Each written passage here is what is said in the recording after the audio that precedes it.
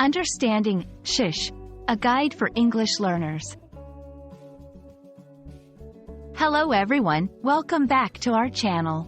Today, we have a very interesting topic to discuss: the meaning and use of the phrase shush in English. This might seem like a simple thing, but it's actually quite unique and has a few different nuances that we'll explore together. So, let's dive right in and learn something new today. Shush is a sound that we make to indicate a need for quiet or silence. It is not a word, but an onomatopoeia, a word that phonetically imitates a sound. When someone says, shush, they are usually asking for the people around them to stop talking or to lower their voices. You might hear shush in a variety of settings. Here are some common situations. 1. In the library. Libraries are traditionally quiet places, so if someone is speaking too loudly, you might hear another person say, shush, to remind them to be quieter. 2. When a baby is sleeping.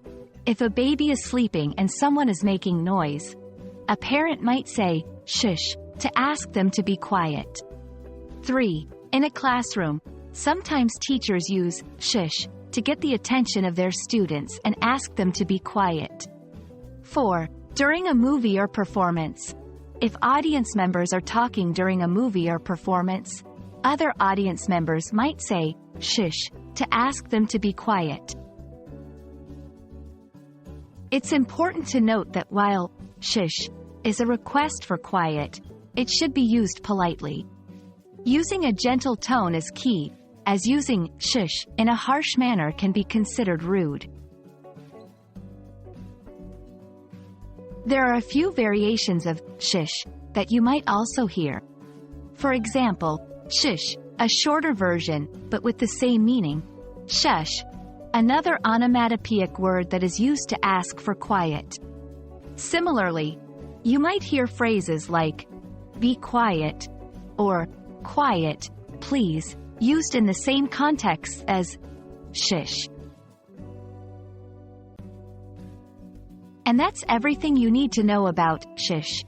It's a small but powerful tool in English communication, especially when you need a moment of silence. Remember to use it gently and politely, and you'll be just fine. We hope this video has been helpful for you in understanding this unique aspect of the English language. Don't forget to like, share, and subscribe for more great content. Until next time, keep learning and keep practicing. Goodbye.